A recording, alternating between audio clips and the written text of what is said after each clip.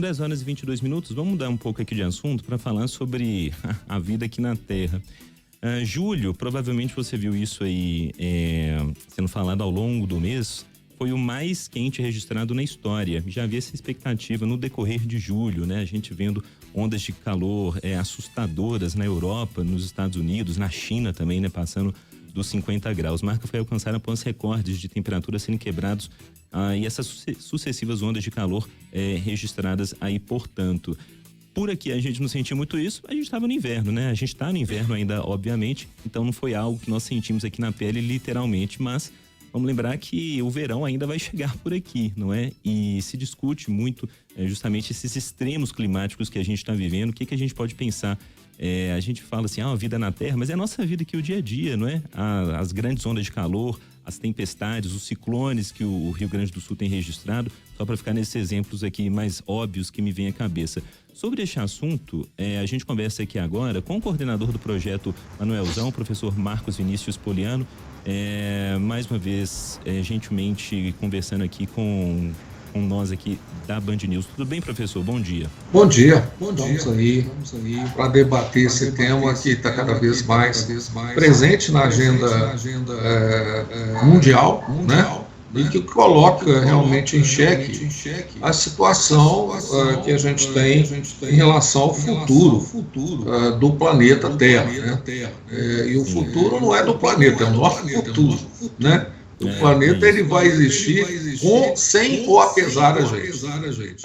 Mas a gente sim vai sofrer muito seriamente as consequências de todo esse processo. Pois é, professor, eu gostaria de começar perguntando exatamente isso. Vida na Terra vai ter, com ou sem calor, com ou sem frio, não importa.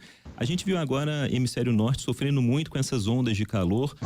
Com o avançar do ano, a gente sabe, temperaturas vão aumentando aqui no hemisfério sul também, no Brasil em especial. Pensando em fenômenos de El Niño, mudanças climáticas extremas, o que a gente pode pensar para este 2023, segundo semestre de 2023, pensando aqui em Brasil, por exemplo? O que mais lhe assusta, se a gente pode falar assim, ou preocupa, melhor colocando? É como você citou aí, né? A gente vai ter intensificações de fenômenos como o El Niño, e evidentemente que esse aquecimento, porque esse fenômeno depende de aquecimento das águas do Pacífico. Então, quanto mais aquecimento nós tivermos no planeta, mais esses fenômenos vão se intensificar, né? Isso significa, por exemplo, no Brasil, regiões onde a gente vai ter mais secas mais intensas, e regiões onde a gente vai ter chuvas com maior intensidade, né? Então essa variação ela provoca uma dissintonia, por assim dizer, planetária, né? E com isso a gente sofre as consequências no dia a dia, né? Seja porque as secas prolongadas, por exemplo, elas afetam as plantações, né? A agricultura, toda essa situação, assim como as chuvas intensas provocam, por exemplo, né? Todos esses fenômenos que a gente já vê na cidade em relação às inundações, aos alagamentos, né? Então, eu acho que essa situação já é dada, né? Se esse fenômeno é um fenômeno humano ou se é um fenômeno já planetário, ou seja, do ciclo do próprio planeta, ficou até, de certo sentido, um pouco para trás, porque o que nós temos que nos preparar é para essa mudança que se intensifica cada vez mais, né? Então, pensando numa cidade como Belo Horizonte, esse grau de impermeabilização que a gente faz na cidade, ele só aumenta e intensifica as ilhas de calor, né? Cada vez mais o calor é intenso, e aí você vai ter todos esses processos de um aquecimento, uma sensação térmica muito alta, né? Isso para determinadas pessoas mais idosas, significa mais problemas em relação à saúde, e você vai criando, portanto, uma cidade pouco adaptável ou pouco adaptada a esses fenômenos climáticos, né? Então a gente tem que pensar num novo modelo de cidade, né? Numa cidade que tenha mais áreas verdes, mais possibilidades de permeabilidade de água, de convivência com o verde, né? Nós estamos, vamos dizer, no sentido da não adaptação, né? A gente está criando um horizonte aí que vai só fomentar ou aumentar os efeitos que esse aumento de temperatura já vai provocar por si mesmo. Professor, quem fala é Murilo.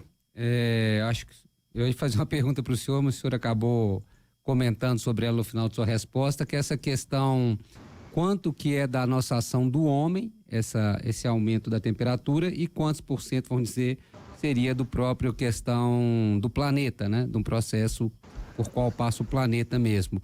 O senhor já acabou respondendo que essa pergunta hoje não faz muito sentido, a gente tem que se adaptar, independentemente de qual for a principal razão, nós temos que achar formas aí para sobrevivermos, vamos dizer. Agora, professor, só completando aqui para o senhor poder responder, qual a grande dificuldade hoje, porque a gente está vendo aí encontros climáticos entre países, até internamente, nacionalmente, houve-se esse discurso de governadores, prefeitos, mas muita pouca coisa é feita. O que o senhor acha que, assim, talvez porque só se pense em grandes medidas e não se consiga vislumbrar medidas de curto prazo, que seriam já importantes para depois implementar medidas mais duradouras? Duas questões que eu queria pegar a sua fala aí, Murilo, que eu acho importante. O planeta, né, muito sabiamente, se você for do ponto de vista geológico, o que ele fez?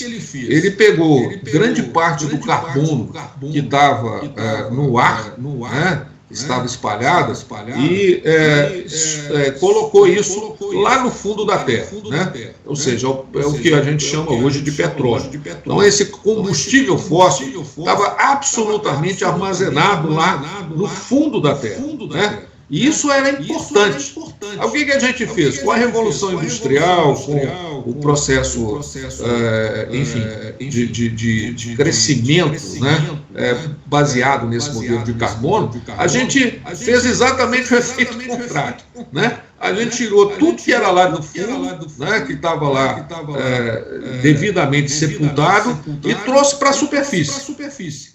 Então, nós fizemos um efeito catastrófico, né, com exatamente essa economia de carbono, porque essas substâncias são os principais elementos que provocam o efeito estufa, né? Então, você tem também uma tratativa, uma tentativa de se mudar um pouco dessa economia do carbono, passar para uma economia verde, né?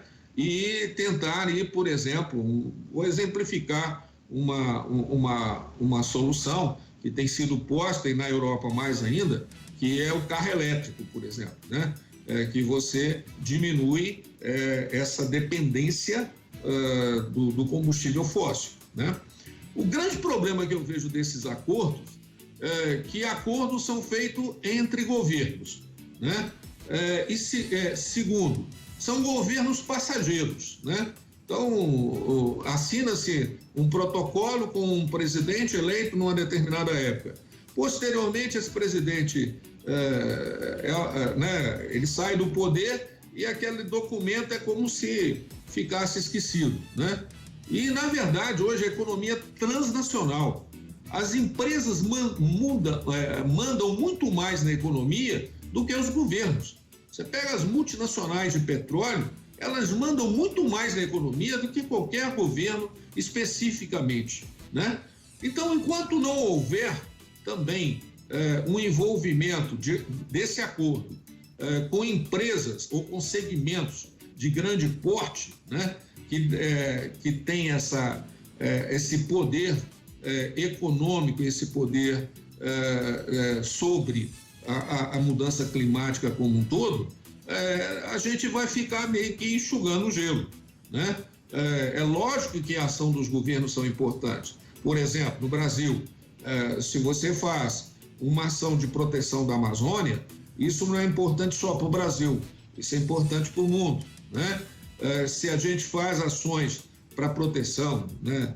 Nós estamos tentando fazer aqui para proteger áreas verdes como Serra do Curral, Serra da Moeda, Serra do Espinhaço, é lógico que isso são ações que ajudam a preservar áreas que, vamos dizer, diminuem e absorvem essa capacidade de geração de carbono. Então, nós temos que somar, né, efeitos locais, né, políticas governamentais, ações de cidadania, né, e também, do outro lado, chamar as empresas para um grande acordo. Porque se os grandes setores econômicos também não fizerem essa mudança de patamar, a gente vai ficar meio que pisando no mesmo lugar, ou, como eu estou falando, enxugando o gelo, né? E aí você só vai ter mais efeitos dessa mudança. Tem estudos mostrando, na Europa, por exemplo, que a população está mais acostumada ao frio, né? Que a continuar o aquecimento no ritmo que está, vários países da Europa, na década em 2030, vão ter muitas mortes de idosos por conta desse calor absurdo, né?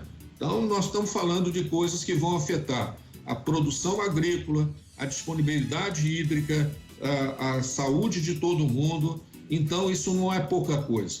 Isso diz de muita coisa, e aí é necessário que haja uma ação multilateral, né? Que todo mundo entenda que clima afeta o nosso dia a dia e que nós temos que fazer ações para reverter esse cenário que a gente construiu meio catastrófico. Enxugar gelo não dá, até porque talvez nem gelo tenha mais pra gente secar, né? Do jeito que a situação tá. A gente conversou aqui na Band News FM com o professor Marcos Vinícius Poliano, do Projeto Manuelzão. Professor, muito obrigado, viu, mais uma vez por conversar aqui com a gente. Até uma próxima. Ok, obrigado a vocês. Tamo aí. Até.